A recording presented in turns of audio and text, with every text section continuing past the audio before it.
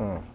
오늘 우리 뭐 곽장로님네랑 뭐 박경희 권사님 뭐 여러분들 오늘 빠지셨습니다만은 다음 주일은 제가 아마 빠질 것 같아요. 왜냐하면은 여러분들 다 아시지만 저희 누님이 이제 위독해요. 그래서 제가 요번 주일날 교회 설교 마치고 밤 비행기로 이미 비행기표를 예매를 했습니다. 그랬는데 이제 가서 되도록이면 제가 토요일까지 오는 거로 하겠지만 와도 아마 좀 힘들 것 같고 그래서 다음 한 주만 조금 생략을 하고 가능한 한 토요일 날까지 오려고 노력을 하지만 어쩌면 또 그렇게 못 될 수도 있어요. 지금 아직 완전히 숨을 거둔 건 아닌데 뭐 어저께인가만 하더라도 메일을 받았는데 조금 좋아진 것 같다 그러더니 오늘 아침에 또 제가 연락받으니까 또 상태가 굉장히 또 안 좋아졌어요.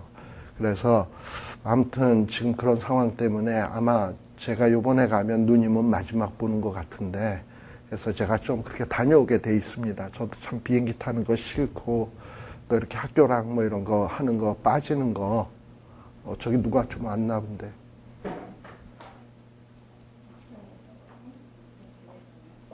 네.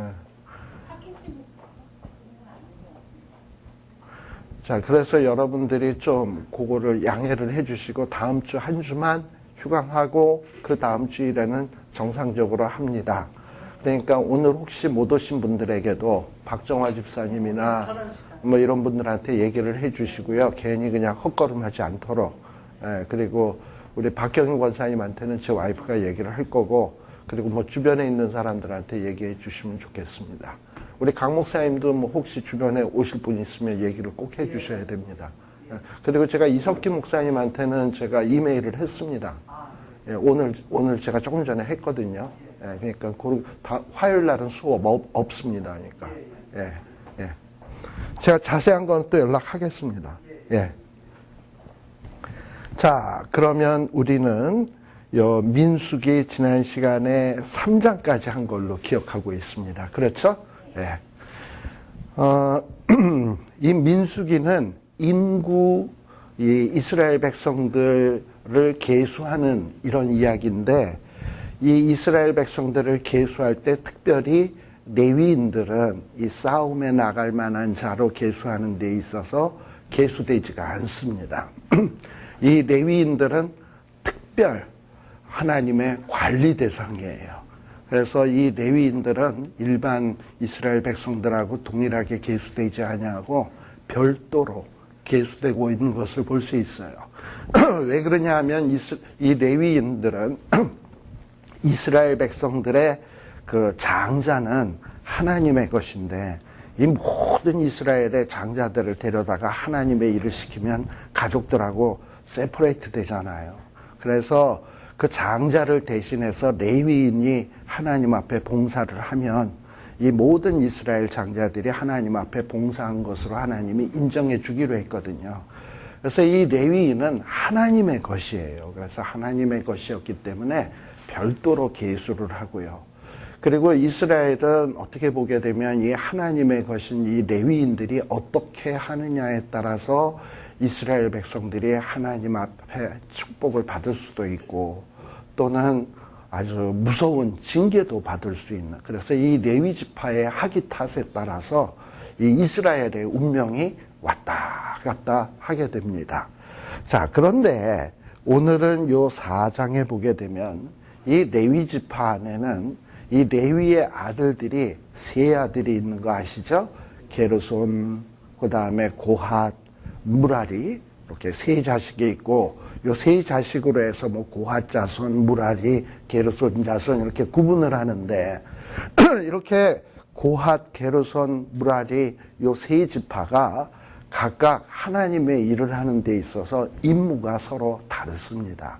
제일 맏아들은 게르손인데 근데 어떻게 보면 이 하나님의 일을 하는 데 있어서 가장 중요한 역할을 맡는 사람들이 맡는 지파가 누구냐면 고핫 자손이에요. 그러니까 둘째 아들 게르손, 고핫, 무라리로 돼 있는데 고핫 자손들이 어떻게 보면 이 성소에 관계된 가장 중요한 일을 하게 돼 있습니다. 특별히 이 4장은 이 성막, 회막 봉사를 어떻게 효율적으로 그리고 질서 있게 잘 수행할 수 있도록 이 고핫 그리고 게르손, 무라리 자손들에게 이렇게 업무를 분담할 것인가 하는 것들을 다루고 있습니다. 우리가 교회 안에서도 뭐 하나님 앞에서는 다 평등하고 그리고 하나님의 다 동일한 자녀들이지만 이 교회 일을 섬기는 데 있어서는 또 하나님이 각각 사람들마다 이 뭡니까? 재능을 주시고 달란트를 주시고 그게 다 다르거든요. 그래서 모든 사람들이 뭐 말씀 증거하고 모든 사람들이 성가대만 할 수는 없어요. 그래서 각각 이렇게 일들이 분담되듯이 이스라엘 백성들 안에서도 레위 지파가 똑같이 동일한 성소의 일을 하는 게 아니라 업무를 이렇게 분담해서 이 하나님의 일을 하도록 하고 있습니다. 그래서 하나님은 질서의 하나님이에요. 어지러움의 하나님이 아니다. 그런데 요 4장 2절서부터 보게 되면 제일 장자는 게르손 지파인데 게르손부터 나오지 아니하고 이 고핫 자손부터 먼저 이렇게 언급되는 이유는 이 고핫 자손의 이 임무가 막중하기 때문에 그렇습니다. 그리고 또 하나는 뭐냐 하면 이 모세와 아론, 이스라엘의 최고 지도자들이죠. 이 이스라엘의 최고 지도자, 모세는 정치적 지도자라고 한다면 아론은 어떤 이 신앙 지도자, 종교 지도자인데 이 지도자들이 다 누구냐 하면 고핫 자손 출신이거든. 고핫, 제 아들 아므람 그리고 이 아론과 모세가 나오게 되거든요. 그래서 최고의 정치 지도자가 있고 또 고핫 자손이 이 맡고 있는 일들이 굉장히 중요한 일들이에요. 도대체 고핫 자손들이 맡은 일들이 도대체 무엇이냐 하면은 이 성소 안에는 여러 가지 성물들이 있어요. 뭐가 있냐면 언약궤가 있고 또 알다시피 등대가 있고 진설병 놓는 떡상이 있고 분향단이 있고 이러거든요. 근데 이런 것들을 관리하는 사람들이 누구냐면 고핫 자손들이에요. 그래서 이 고핫 자손들은 이 지성물들에 대해서 관리하는 책임을 갖고 있기 때문에 이 세 지파 가운데서 가장 먼저 언급되고 있다라는 거예요. 그 다음에 우리가 또 하나 생각할 것은 그래서 이 레위 지파는 별도의 이 계수 방식을 따라서 별도의 계수를 하고 있는데요. 여러분들 2절에 보게 되면 하나님께서 고핫 자손들을 가족, 종족을 따라서 계수를 해라, 총계를 해라 하면서 계수하는 방법을 가르쳐 주시는데 우리가 이 민수기 1장에 보게 되면 인구 계수할 때는 사람을 어떻게 계수했냐 하면 20세 이상 난 싸움에 나갈 만한 사람을 계수했어요. 그런데 지금 이 성소에서 일하는 레위 자손들을 계수할 때는 20세 이상이 아니라 30세 이상으로 그리고 이전에는 20세 이상의 싸움에 나갈 만한 자라면은 뭐 예를 들면 예컨대 50세가 넘어도 싸움에 나갈 만큼의 건강이 있으면 계수에 포함될 수 있었던 거예요. 그렇잖아요? 그리고 우리가 뭐 알다시피 여러분들 갈렙 아시잖아. 내 나이 85세로 돼 내가 이전에 저나 뭐 지금 여전히 싸울 수 있으니 저 헤브론을 내게 주소서 하고 나가잖아요. 그러니까 20세 이상 85세라도 싸울 수 있으면 카운트가 됐다고. 그런데 이 레위 자손, 성소에서 일하는 레위 자손은 카운트를 하는데 계수를 하는데 어떻게 계수를 하냐? 30세 이상 50세 미만. 요거를 딱 연령 제한을 뒀어. 30세 이상 50세 미만. 그러니까 이전에는 20세 이상이었는데 요번에는 30세로 바뀌었죠. 더 나이가 먹게 된 거예요. 싸움하는 일은 뭐 그냥 막 싸우면 되는 거니까 20세쯤이면 돼, 건강하면. 그런데 이 성소의 일은 신중하고 정말 정확하게 판단해야 되고 한치의 오차라도 있으면 성소에서 하는 일은 죽음을 면할 수 없는 그런 무서운 죄가 되거든. 그러니까 너무 이렇게 새파랗게 젊은 사람은 안 되고 최소한 30세 이상이어야 된다 하고 이 최소한의 이 나이 제한을 딱 둔 거야. 30세 이상. 그만큼 이 성막의 일은 중요하다라는 거예요.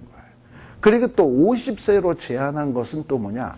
성막의 일을 하는데 50세가 넘고 나이를 먹어가지고 뭐 정말 이렇게 거룩한 이런 성물들을 다루는데 부들부들 떨고 그러다가 뚝 떨어뜨리고 뭐 이제 이런 식이 되면은 이것도 심각하잖아요.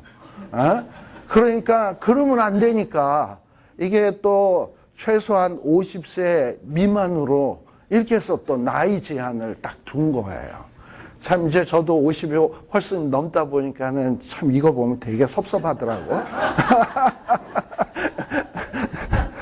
근데 어쨌든 이만큼 하나님의 일이 중요하기 때문에 이렇게 하나님께서 30세에서 50세까지 이렇게 딱 나이 제한을 두고 있습니다. 그런데 우리가 잘 알다시피 우리가 그 모세 아시죠? 이 모세, 예수님 아시죠? 예수님이 공생애를 시작할 때 나이가 몇 살? 30세. 왜냐? 예수님은 우리의 대제사장이잖아. 어떻게 보면 대제사장이니까 이 레위 지파가 해야 될 일을 예수님이 하시는 분인데 성소에서 해야 될 일을 하시는 분이니까 예수님이 그 이전에도 물론 능력이 있으셨겠지만 예수님은 이 하나님의 율법의 말씀을 순종하러 오신 분 아니에요. 그래서 30세가 딱 되었을 때 공생애를 시작한 거예요. 그리고 이 다윗 왕 아시죠?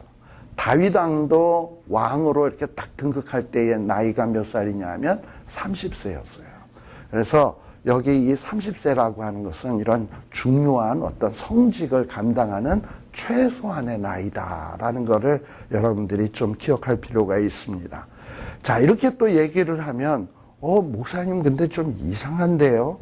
우리가 성경을 보다 보면 어떤 데는 25세로 나오는 데도 있고 또 어떤 데는 20세로 나오는 데도 있는데 도대체 이건 뭔지 좀 도대체 이해가 안 되네요 하고 이렇게 얘기하실 수 있어요.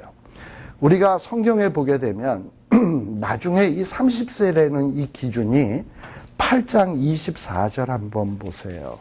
레위기 8장 24, 민수기 8장 24절에 보면 레위인은 이같이 할지니 몇 세?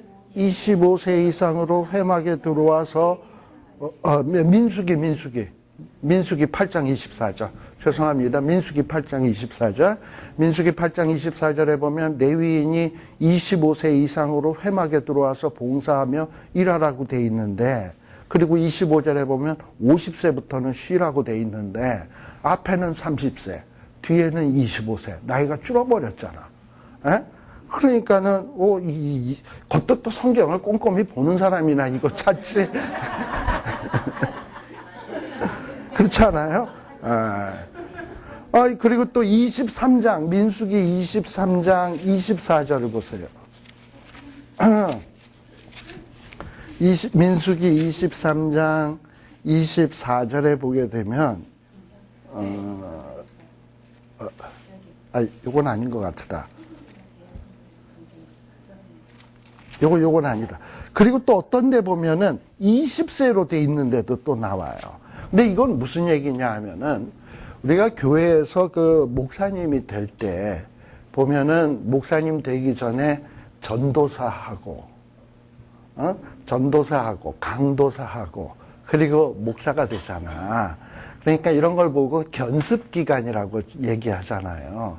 그러니까 공식적으로는 30세인데 25세 때서부터 그 레위인의 업무들을 좀 이렇게 좀 쉬운 일들 같은 거 이런 거를 막 돕고 배우는 거지. 그리고 제대로 된 일을 딱 시작하는 거는 30세 시작을 하는 거야. 우리 의사들도 보면 인턴, 레지던트, 그 다음에 이제 전문의 이렇게 하듯이 지금 그렇기 때문에 이 25세 어떤 데는 30세 이러고서는 수습 기간을 두어서 이렇게 일하도록 했기 때문에 어쨌든 공식적으로는 30세다. 그리고 50세 때까지 이렇게 일을 하도록 이렇게 하나님이 딱 지정을 해 두셨다라는 거예요. 자, 그런데 이들이 하는 일이 뭐냐 하면 3절에 보게 되면 30세 이상으로 50세까지 회막에 이르하기 위하여 그 역사에 참가할 만한 모든 자라고 돼 있어요. 근데 지금 이 사람들이 해야 되는 이 역사라는 거는 히스토리가 아닙니다. 여기서 말하는 이 역사는 어떤 걸 얘기하냐면 군인들이 이 병역의 의무를 감당하는 거 있죠. 그와 같은 거야. 우리 아까 일반 20세 이상 사람들은 계수할 때 왜 계수하죠? 싸움에 나갈 만한 그 일을 위해서 계수가 된 거예요. 그런데 이 레위인들은 뭐를 위해서 계수가 되냐? 이런 병역 의무와 같은 역사를 위해서 계수가 된 거예요. 그러니까 레위인들이 하는 역사는 단순한 싸움이 아니라 조금 더 고차원적인 하나님의 역사예요. 일이에요. 그래서 이 일을 하도록 감당하는 건데 이 레위인들이 하는 일도 언뜻 보면 성소에서 하는 일 같지만 성소에서 뭐 예배 드리고 제사 드리는 일 같지만 크게 보면 어떤 일이냐 하면은 이 가나안을 정복하는 영적인 싸움의 가장 엔진의 역할을 하는 게 레위인들의 역할이에요. 그러니까 이 레위인들이 바로 하나님과의 바른 관계가 설정이 돼야 이 이스라엘 나머지 백성들이 싸움을 할 때 승리할 수가 있어요. 마치 그거는 뭐와 똑같은 거냐면 모세가 아말렉과 여호수아가 막 싸울 때 산 위에서 기도했잖아. 그래서 모세가 하나님과 올바로 이렇게 기도의 교통이 이루어질 때 막 이기는 거고 손이 막 힘이 없어서 술술술술 떨어지면 막 전쟁에 지듯이 이 레위인들이 하나님 섬기는 일을 잘하면 이스라엘 백성들이 승리하는 거고 이스라엘 백성들이 레위인들이 시원치 않으면 이스라엘 백성들이 전쟁에 패할 수밖에 없어요. 그러니 어떻게 보면 20세 이상 된 자들이 싸움 잘한다고 승리하는 게 아니고 이스라엘 백성들은 철저하게 하나님과의 관계에 있어서 올바른 관계가 맺어지게 될 때에 승리의 비결이 있는 거예요. 그래서 이 이스라엘 백성들 가운데 이 레위인들이 하는 일을 역사라고 얘기합니다. 제가 군대에서 저도 군대 다녀왔습니다. 근데 이제 군대 다녀왔는데 군목으로 갔다 왔다 그러면 뭐 군목은 뭐 놀다 왔네 뭐 이제 이런다고들. 근데 지금 뭐라 그랬죠? 주님의 일을 잘하는 자가 군대의 핵심이라 그랬잖아. 그러니까 군목이 나라를 위해서 그 군대를 위해서 열심히 기도하고 그래야 그 군대가 사는 거지. 그러니까 제가 제일 센 부대에 있다가 나온 것으로 믿으시기를 바랍니다. 아무튼 그래요. 자, 그래서 아무튼 이 레위인들이 하는 일들이 언뜻 보면은 무슨 이런 성물이나 날르고 뭐 메고 다니고 그래 뭐 제사 드리고 싸움하는 것과 전혀 관계없는 뭐 이런 일 같은데 어떻게 보면 제일 중요한 일들을 하는 사람들이다라는 거를 여러분들이 아시면 되겠습니다. 자, 그런데 4절에 보면 고핫 자손들이 하는 일들은 회막 안에 지성물이라는 거를 히브리어를 그대로 번역을 하면은 거룩한 것 중에 거룩한 것. 우리가 보통 여자 중에 여자, 남자 중에 남자, 노래 중에 노래. 이런 건 노래 중에 노래가 우리가 성경의 아가서 아닙니까? Song of Songs. 제일 아름다운 노래라는 얘기야. 여자 중에 여자도 제일 아름다운 여자, 여성스러운 여자. 남자 중에 남자, 제일 남성스러운 남자. 그런데 지성물을 뭐라고 얘기하냐면 거룩한 것 중에 거룩한 것. 그러니까 지극히 거룩한 거예요. 근데 이런 것들을 관리하는 일인데 하나님께서는 이 거룩한 이 지성물을 관리하는 일을 아주 세세히 일일이 이렇게 어떻게 해라라는 걸 세세히 지침을 주고 계세요. 어떨 때 보면 우리가 성경을 잘 모를 때는 이 부분을 읽을 때 굉장히 재미가 없죠. 뭐 지금 언약궤도 존재하지 않고 성막도 없는데 이런 걸 왜 해야 돼? 이걸 왜 우리가 지금 읽어야 돼? 이런 생각이 좀 들잖아. 근데 요럴 때 한번 해놔야 나중에 이게 왜 기록되었는지 우리가 깊이 생각할 수 있습니다. 자, 근데 한마디로 요약을 해서 얘기를 하면 이 고핫 자손들이 하는 일은 지성소 안에 있는 언약궤, 성소 안에 있는 뭐 진설병 이런 성물들을 관리하는 사람들인데요. 거기에 보면은 그 5절에 보면 행진할 때라고 돼 있죠. 행진할 때에 우리가 이스라엘 백성들이 이제 가나안 땅에 딱 들어가면 더 이상 행진할 필요가 없잖아. 가나안 땅에서는 특히 나중에 솔로몬 때 성전이 세워졌을 때는 더 이상 행진할 필요가 없잖아요. 그런데 이 행진이라는 건 언제 필요한 거냐 하면은 광야 40년 동안에 구름 기둥이 딱 떠올라서 가면 같이 떠나야 되는 거고 머물면 머물러야 되고 자꾸 이동하는 삶이에요. 그러니까 지금 요 민수기에 나오는 요 이 성소를 어떻게 관리할 것인가 하는 것이 레위기랑 좀 달라. 레위기는 이제 앞으로 어떤 고정된 장소가 딱 되었을 때 어떻게 해야 된다라는 지침을 준 거라면 이 민수기에서 여기서 나오는 것은 행진할 때 이동하면서 예컨대 뭐냐면 속죄일에 이 대제사장이 지성소 안에 들어갈 수 있는 것은 대제사장이라 할지라도 아무 때나 지성소 안으로 들락날락 할 수가 없어요. 왜냐하면은 함부로 들어가면 죽어요. 1년에 대속죄일 한 번 딱 들어갈 수 있는 거야.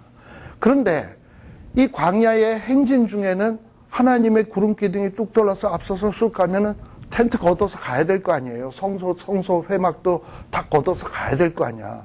그러면 1년이 채 안 됐어도 들어가서 다 물건 챙겨가지고 싸매가지고 떠나야 되잖아요. 지금 그런 어떤 상황을 어떻게 해야 되는지를 설명하고 있는 거예요. 자, 그래서 하나님께서 구름 기둥이 딱 떠올라서 자, 이제 떠나자 하고 떠나게 되면 고핫 자손들이 해야 될 일들이 뭔가 그 고핫 자손의 그 자손들하고 아론과 그 아들들이 아론과 그 아들들은 제사장입니다. 제사장들이 이 지성소에 들어가 가지고 간 막는 장 발음하기 참 힘드네. 간 막는 장을 걷는다 그랬는데 간 막는 장이 뭐냐면 성소 안에는요 중간에 텐트가 하나 딱 쳐져 있어요. 천막이. 그게 뭐냐면 지성소와 성소를 구분하는 그 막이에요. 그게 뭐냐면 간 막는 장. 우리 예수님이 십자가에 못 박혀 죽으실 때 휘장이 위에서부터 아래로 쫙 찢어진 그거. 그 간 막는 장을 그걸 걷어가지고 제사장들이 어떻게 하냐면 증거궤, 언약궤, 법궤 뭐 이렇게 다 이렇게 얘기하죠. 그 위에다가 그 휘막을 덮어. 원래 그 휘막은 뭐 하는 겁니까? 사람들하고 지성소를 구분짓기 위해서잖아. 그러니까 함부로 들어갈 수 없도록 하기 위한 거잖아. 근데 이 증거궤가 사람들 눈앞에 노출이 되면 안 돼요. 그래서 이 증거궤는 일단 제사장들이 들어가가지고 그 휘막을 걷어서 일단 덮어. 그러니까 일반 사람들은 증거궤를 볼 수가 없는 거야, 항상. 일단 휘막으로 덮고, 그 다음에 그 위에 또 뭘로 덮어? 해달의 가죽. 이 해달의 가죽은 무슨 뭐 물개, 물사자, 어떤 이런 아주 물에서 사는 그 물개 같은 그런 가죽이 있잖아요. 그래서 아주 이 방수 효과가 탁월하고요. 비가 와도 또 날씨가 추워도 아주 잘 견뎌낼 수 있는 이 내구성이 강한 이런 가죽이거든. 그걸로 또 덮어. 그걸로 덮고, 그 다음에 그 위에다가 또 뭘 덮냐 하면 순청색. 순청색은 뭐냐면 순자가 붙었으니까 무지무지 파란 청색이죠. 청색 보자기로 덮어. 그러니까 증거궤는 몇 겹으로 쌓인 겁니까? 처음에 휘장으로 쌓이고 해달의 가죽으로 쌓이고 제일 껍데기에는 뭘로 쌓인다? 순청색. 그러면 일반 사람들이 볼 때 증거궤를 보면 무슨 색깔만 보일까? 순청색. 그래서 이 순청색으로 싸는 데는 이유가 있어요. 청색은 하늘이잖아. 그래서 이 언약궤는 하늘에 속한 것이다 라는 것을 가시적으로 보여주기 위해서 그래요. 이스라엘 백성들이 행진을 할 때 여러분들 제일 알다시피 고핫 자손이 언약궤를 메고 갑니다. 근데 이 메고 갈 때는 언약궤가 휘장으로 쌓이고 해달의 가죽으로 쌓이고 제일 껍데기에 순청색으로 쌓여져 있는 형태로 이 사람들이 메고 가는 거야. 그러니까 이스라엘 백성들이 딱 보면 언약궤의 그 내부는 보이지 않지만 그 보자기는 보이는 거죠. 근데 저 보자기, 저 파란 보자기가 뭐다? 저게 언약궤래, 저 파란 게. 이러면서 사람들이 그 언약궤를 바라보면서 저 파란 게. 그러면서 이 파란색을 보면서 저 언약궤야말로 하나님이 하늘로부터 우리에게 주신 이 말씀이 들어있는 이런 언약궤다라는 거를 시각적으로 보도록 하는 거예요. 자, 그런데 우리가 보통 여기 증거궤라고 돼 있잖아. 우리가 보통 성경을 얘기할 때 증거의 말씀, 언약의 말씀, 그래서 증거궤, 언약궤 하잖아요. 그래서 이 법궤가 앞에 간다라는 것은 곧 뭘 의미를 하는 거냐면 하나님의 말씀이 앞서가는 거야. 그래서 우리가 시편에서도 119편에 보면 하나님의 말씀은 내 발의 등이요라고 얘기하잖아요. 이 광야 같은 세상을 살아가는 데 있어서 우리를 앞서가야 되는 것이 무엇인가? 하나님의 말씀이야. 그래서 말씀이 가려는 곳에 가고 말씀이 서려는 곳에 서고 그래서 그곳을 바라보면서 이스라엘 백성들은 전진해 가는 거예요. 근데 지금 이스라엘 백성들이 어디를 향해서 전진해 갑니까? 가나안 정복. 그러니까 영적 싸움을 싸우기 위해서 전진하는데 이 싸움하는 데 있어서 우리 세상 전쟁이면은 제일 앞에 뭐 미사일 부대, 제일 센 무기를 앞에다 놓고 전진할 거 아니에요. 근데 이스라엘 백성들은 뭐가 제일 앞에 간다? 말씀, 언약궤. 이게 앞에 가고 그 뒤에 누가 따라간다? 백성들이 따라간다. 이게 그러니까 이스라엘 백성들의 싸움하는 방식인 거예요. 그러니까 세상의 싸움 방식하고는 전혀 달라. 자, 그런데 이 언약궤를 유일하게 볼 수 있는 사람들은 누구냐? 아론과 그의 아들들. 심지어 고핫 자손들도 볼 수가 없어요. 그러니까 고핫 자손은 언제 나서서 일을 하는 거냐 하면 아론과 그 아들들이 그 성전에 그 감 막는 장, 그거를 가지고 탁 덮어놔서 시야를 딱 가리게 해놓으면 고핫 자손들이 들어와서 해달의 가족 들고 와서 그 위에 덮고 또 그 위에 올라와서 보자기로 싸고 그리고 거기에다가 채를 꿰서 이제 메고 이런 일들은 누가 하는 거냐? 고핫 자손이 하는 거예요. 그러니까 일단 고핫 자손이 무슨 일을 하기 위해서는 먼저 누가 일을 해줘야 되냐면 아론과 그 제사장이 일을 해줘야 되는 거예요. 자, 그러면서 채를 꿰고 그 다음에 7절에 보면은 이제 6절까지는 증거궤, 언약궤를 어떻게 관리할 것인가에 대한 얘기고 7절에 보면 진설병의 상이 나오죠. 진설병 상. 우리가 성소에 그 언약궤에 있는 이제 성소로 딱 나오게 되면 이 북쪽에 지성소 그러니까 딱 지성소 쪽을 바라보면 오른쪽에 여기 보면 진설병 떡상이 놓이고 거기다 진설병을 이렇게 세우게 돼 있어요. 그거를 뭘로 덮는다? 또 역시 청색 보자기로 덮는다. 여기는 순자가 없죠. 어쨌든 청색 보자기로 덮고 역시 이 진설병도 어디에 속한 것이기 때문에 하늘에 속한 것. 우리가 전에 레위기에서 이 진설병 떡상 얘기할 때 이 떡상이 장차 오실 누구를 예표하는 거라고? 예수 그리스도. 그 위에 있는 떡은 12개의 떡이 있다 그랬죠. 6개, 12지파. 그러니까 예수님께서 12지파를 딱 받들고 있는 것이 진설병 떡상이고 떡에 그 상징하는 바예요. 근데 이것은 다 누구에게 속한 거냐? 예수님도 하늘에 속한 분, 그 위에 있는 떡들도 누구에게 속한 자들? 하늘에 속한 자들. 그래서 청색 보자기로 싸는 거야. 그리고 이 진설병의 상에 관계된 뭐 대접, 떡을 올려놓으려면 대접 필요하죠. 또 이렇게 그 떡들을 관리하려면 숟가락 필요하고 주발 필요하고 뭐 붓는 잔들 필요하고 이런 것들을 다 거기에다 해서 또 뭐에 싸느냐? 홍색 보자기로 싼다. 그래서 색깔이 굉장히 컬러풀합니다. 청색 보자기는 하늘에 속한 것. 홍색 보자기는 일종의 피, 속죄의 피를 상징하는 거야. 그래서 홍색 보자기를 그 위에 펴고 그것을 또 해달의 가죽 덮개로 덮은 후에 그래서 방수 처리를 딱 한 후에 채를 꿰고 또 청색 보자기를 취하여 그러니까 요 7절 8절까지는 그 진설병과 진설병 떡에 대한 얘기고 또 9절서부터는 또 뭐가 나오느냐 하면 등대가 나오죠. 등대. 보통 이 등대를 순금 등대라고 하는데 이 불 켜는 데가 7개가 있다 그랬죠. 가운데 하나 3개씩 7개의 등대가 있는데 그 등대도 뭘로 싸느냐? 청색 보자기로.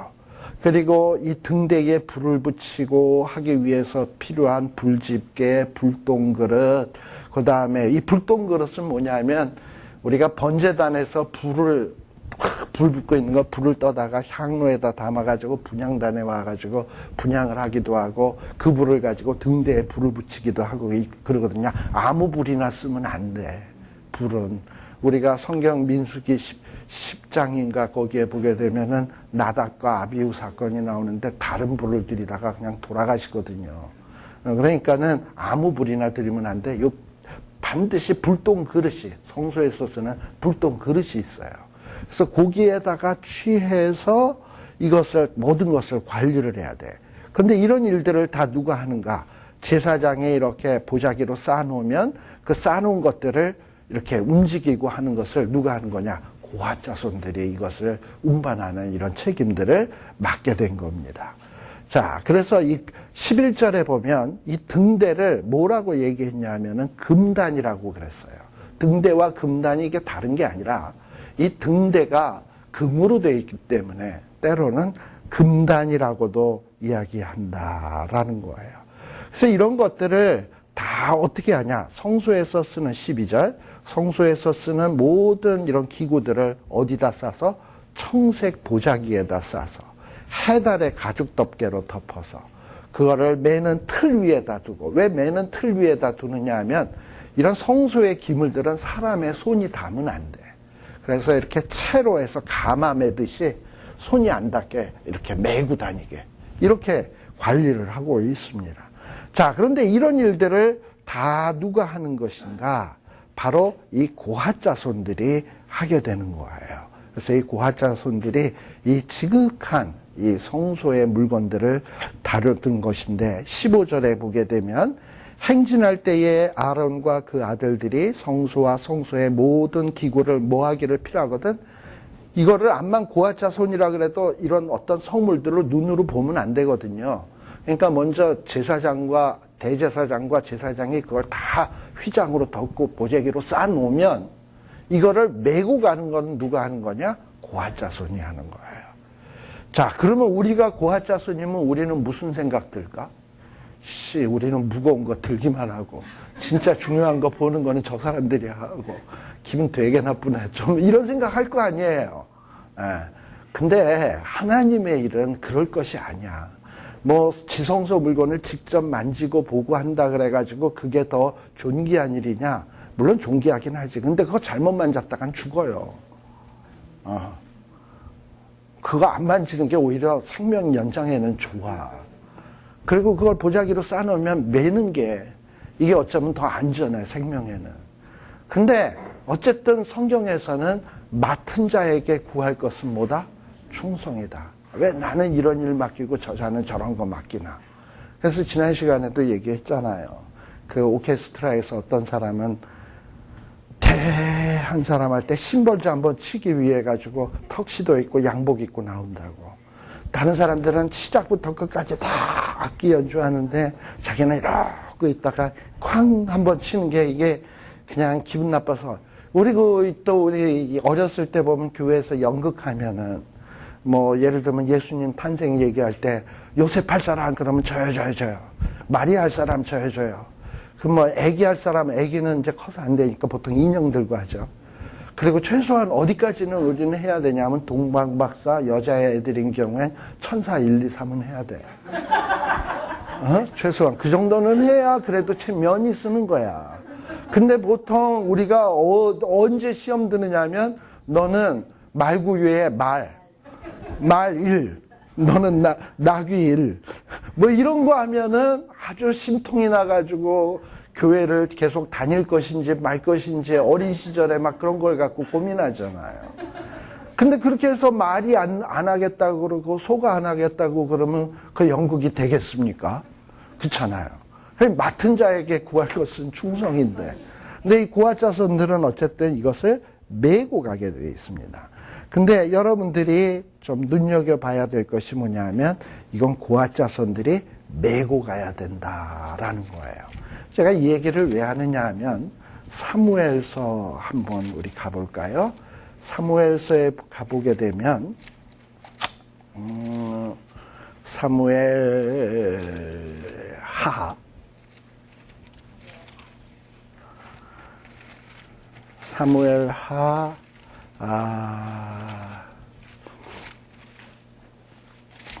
왜 이건 상이야? 사무엘하에 보게 되면 다윗이 법궤를 자기 궁궐 옆으로 가져올 때 사건이 있습니다. 예, 몇 장인가요? 다윗이 법궤를 가져올 때 6장이네. 6장에 보게 되면 다윗이 이스라엘에서 뺀 무리 3만을 모으고요. 그리고 거기에서 하나님의 2절에 보게 되면 하나님의 언약궤를 메어오려고 하니 라고 돼 있죠. 그런데 실제로 메어오는 게 아니라 3절에 보면 어떻게 갖고 오느냐 하면 저희가 하나님의 궤를 어디다 싣고 새 수레에 싣고 산에 있는 아비나답의 집에서 나오는데 아비나답의 아들 우사와 아요가 새 수레를 몰았다. 그리고 그러다가 이 언약궤가 막 흔들려가지고 이제 사건이 벌어지죠. 요 사무엘하 6장에 나오는 사건은요, 이것은 어떤 다윗의 훌륭한 점을 얘기하려고 하는 게 아니고, 요 사무엘하 6장은요, 다윗이 뭔가 잘못하고 있는 것을 얘기하려고 하는 거예요. 이 다윗은 마음속에 어떤 마음이 있는 사람이냐 하면은, 이제 자기가 이제 온 12지파의 왕이 됐거든. 그래서 나는 이렇게 하나님이 함께하는 왕이다. 만천하에 좀 이거를 보여주고 그걸 통해서 자기의 왕권을 좀 강화시키고 싶었어요. 그러다 보니까는 하나님이 나와 함께한다라는 것을 제일 잘 보여줄 수 있는 방법이 뭐냐면 언약궤를 자기 궁궐 옆으로 가지고 오는 거야.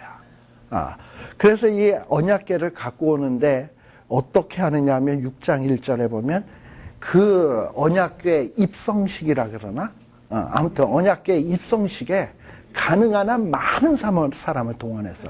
얼마를 동원했어? 3만 명을 동원했으니까 지금 이 언약궤가 들어오는 이 퍼레이드는 대단한 퍼레이드인 거예요. 근데 이 대단한 퍼레이드에 그냥 고아 자손들이 초라하게 이걸 메고 오면은 폼이 안 나잖아. 그러니까 어떤 수레를 만들었냐면 빛과 번쩍한 새로운 수레를 제작을 해가지고 거기에다가 언약궤를 탁 얹어서 오면 하나님을 마치 리무진 차에다가 모시고 오는 게 됐잖아. 그런 식의 어떤 모습을 보여주고 싶은 거예요. 그런데 언약궤는 절대로 이 수레에 끌어서는 안 돼. 고아 자손이 매야 되는 거예요. 손수 매게 돼 있는 거예요.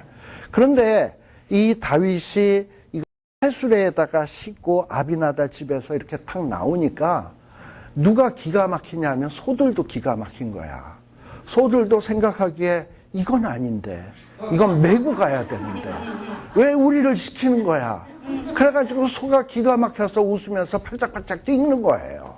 소들이. 그러니까 막 수레가 흔들릴 거 아니야. 그러니까 언약궤가 떨어지게 생기니까 이 고아 자손도 절대로 지성물을 만져서는 안 되거든요. 이 떨어질 것 같으니까 우사와 아요라는 사람이 이 우사 이게 탁 했는데 우사가 읍사하고 죽은 거죠. 네. 그렇게 해서 죽은 거예요. 그러니까 이게 뭐냐면 다윗이 하나님이 움직이려는 방식대로 언약궤를 움직이질 아니하고 자기의 어떤 왕권 강화를 위해서 남에게 보이는 식으로 이 언약궤를 운반을 하다가 큰 사고가 치게 된 거예요. 그래서 동기가 순수하지 않았고, 그리고 동기뿐만 아니라 하는 방식도 틀린 거예요. 메고 가야 돼.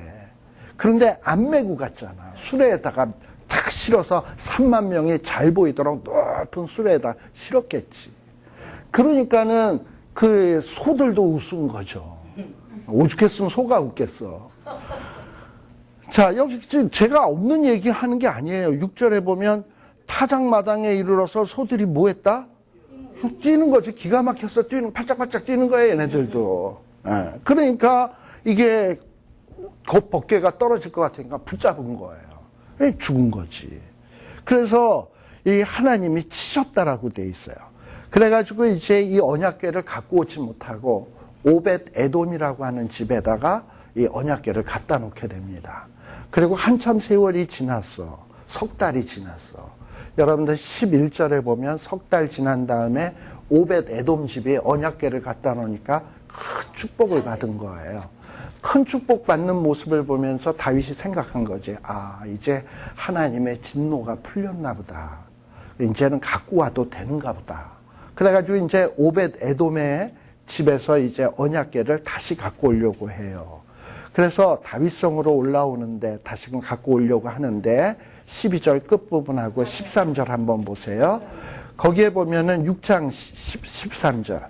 여호와의 궤를 맨 사람들이 몇 걸음을 걸었다? 6걸음. 이번에는 어떻게 하냐면 수레에다가 싣지 않고 고아 자손들이 메고 그리고 요거 이동하다가 중랑해서 한 걸음 딱 뗐는데 안 죽었거든.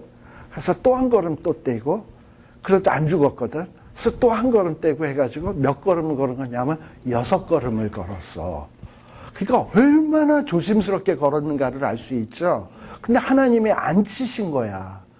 그러니까 다윗이 아 이제는 하나님이 이 언약궤에 이동하는 거를 허락하시는구나. 하나님께서 다윗 자기와 함께 하시겠다는 거를 허락하시는구나. 이거를 깨달은 거예요, 다윗이. 그러니까 다윗이 언약궤가 들어오는 게 그 다음에 그렇게 기쁜 거야. 그래서 막 춤을 추면서 막 못이 줄줄줄줄 흘러내려가고 뻘거벗은 몸이 드러나는데도 기뻐 뛰며 춤을 춘 거죠. 그러면서 막 춤을 추니까 미갈이 나중에 어떻게 왕이 돼가지고 그럴 수 있냐라는 얘기가 나오고 미갈은 그걸로 인해서 불임이 되잖아요. 예.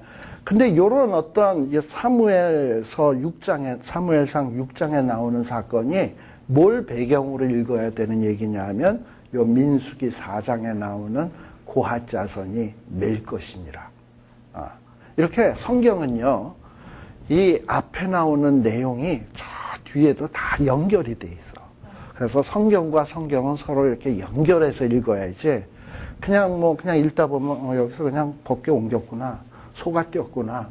왜 뛰었는지도 모르고, 그리고 왜 우사가 왜 죽었는지도 모르고, 그러고 읽다 보니까 이 성경의 깊은 의미들이 우리가 생생하게 깨닫지 못하게 되는 것이죠. 자, 아무튼 이렇게 고핫 자손들이 이렇게 이 언약궤, 지성물들을 관리하는 데 있어서 이렇게 최고의 어떤 정성을 기울여야 되고, 15절, 민수기 4장 15절, 절대로 이 고핫 자손은 성물을 만져서는 안 돼. 왜요? 죽는다.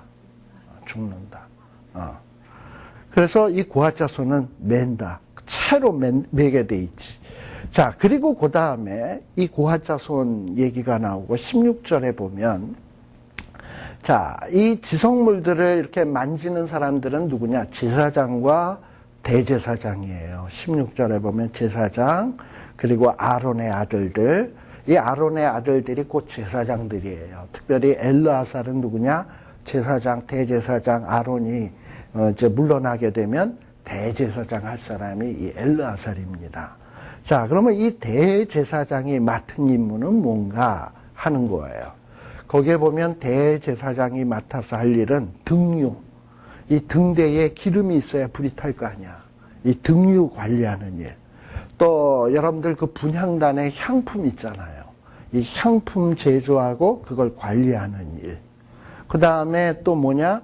이 성소 안에서 하나님 앞에 소제물을 드려요.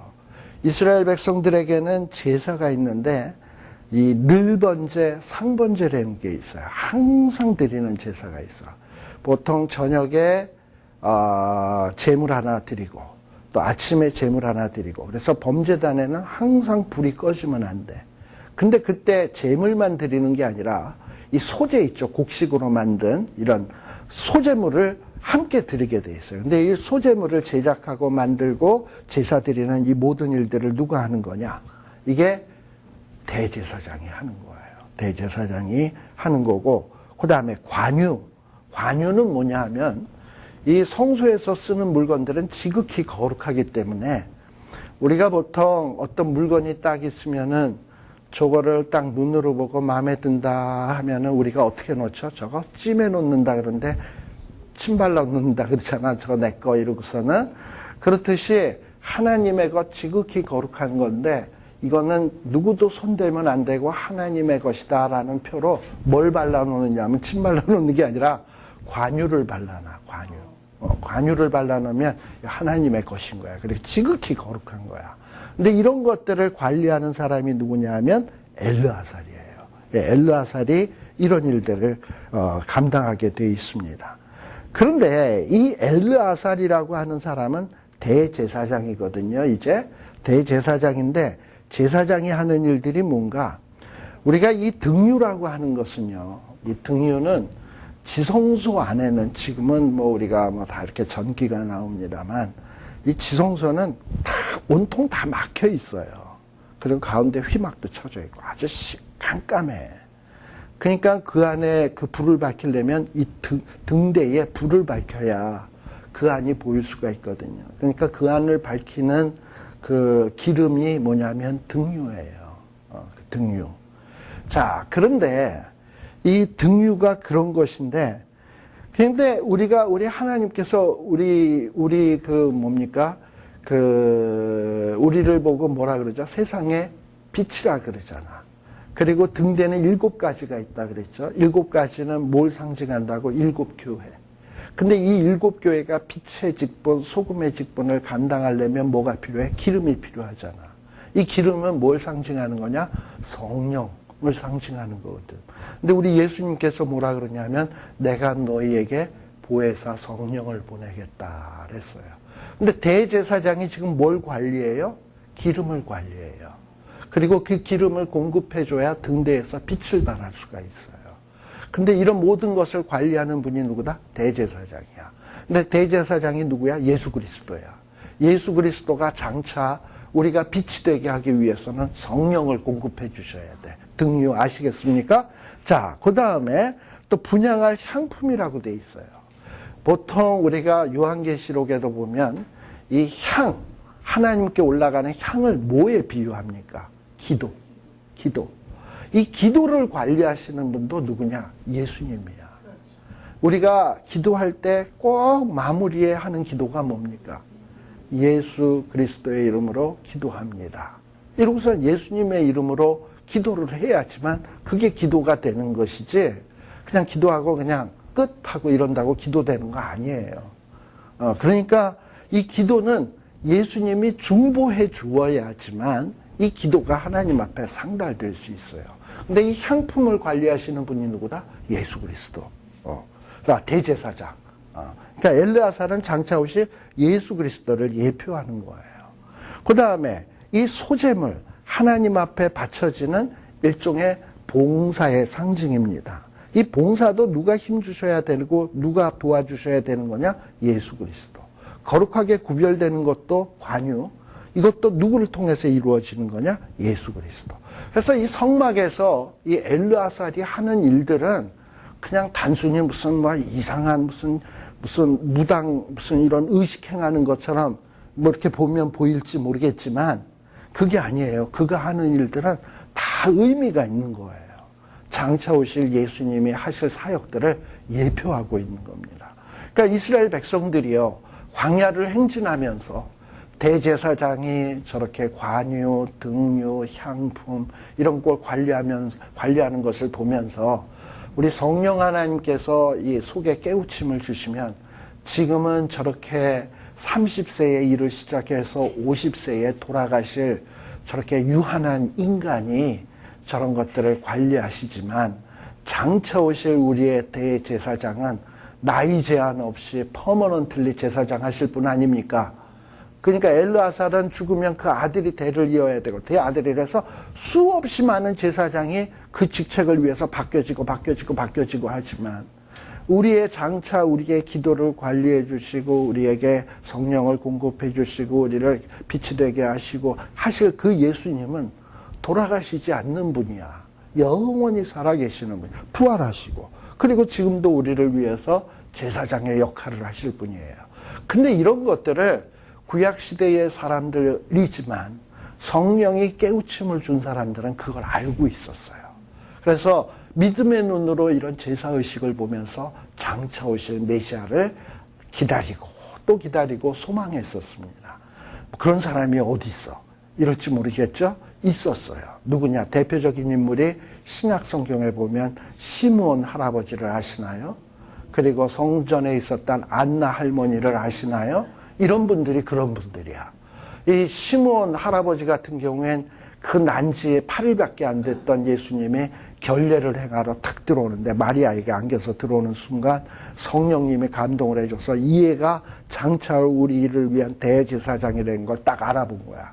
죄의 문제를 해결해 주실 구세주로 딱 알아본 거야. 그래서 그 애를 안고 주께서 나를 평안히 놓아주시는도다 하면서 막 찬양하면서 기뻐했잖아요. 이렇게 이미 구약의 성도들도 이 광야 생활을 하면서 이 성막에 나오는 아까 보자기 또 붉은색, 이제 우리의 모든 죄는 피로써 이렇게 되는구나. 이런 것들을 보면서 장차 오실 메시아의 사역이 어떤 거겠구나. 깨우침을 주신 자들은 이미 아는 거예요.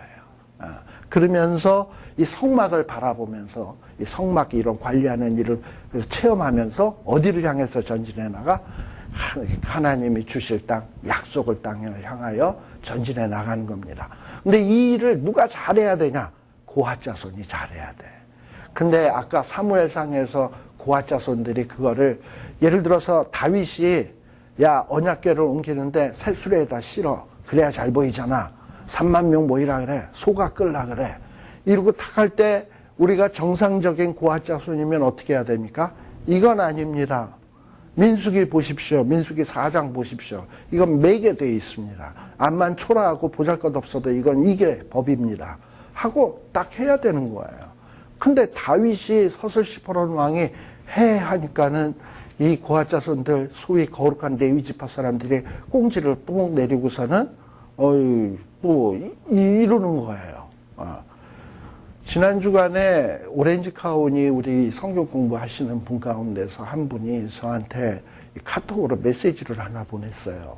뭐라고 보냈냐면 오렌지 카운티의 그 뉴스에 나온 거래요. 오렌지 카운티에서 성경 공부를 하면 이게 그 법에 저촉이 된대. 근데 아마 내가 보기에는 그건 것 같아. 뭐냐면 가정집에서 성경 공부한다고 뭐 이렇게 해서 모임을 모이거나 그러면은 이거를 단속한다는 얘기인 것 같아요. 근데 이분은 성경 공부를 하면 단속한다 그러니까 우리 그 성경 공부하는 것 자체도 단속의 대상으로 생각을 하고 그러면서 저한테 이렇게 메시지를 보냈더라고요. 그래서 이제 이 미국도 더 이상 신앙의 자유가 없는 것 같습니다. 걱정입니다. 근데 우리는 어떻게 하면 좋을까요? 이러고서는 메시지가 왔더라고요. 그래서 내가 그 메시지 받고 그래도 합니다. 우리는 그랬어요. 그렇게 썼어요. 어쨌든 그래도 합니다. 우리는 좌우지간 그래도 합니다. 잡아가려면 잡아가라지. 그래도 합니다라고 그냥 간단하게 이렇게 답을 썼어요. 근데 아마도 그거는 가정집에서 뭐 이제 이렇게 하는 주택가에서 이렇게 하는 것을 얘기하는 것 같아요. 근데 우리가 오렌지 카운티에서 성경, 저도 뭐 믿는 게 있으니까 그렇지. 우리가 오렌지 카운티에서 성경 공부하는 데는 그 샬롬 교회라고 하는 침례 교회 안에서 하거든요. 뭐 교회 안에서 성경 공부하는데 그걸 뭘 누가 잡아가. 그러니까 그래도 합니다 그랬지. 예. 우리 잠시 쉬었다 가겠습니다. 예. 야, 그러면 예.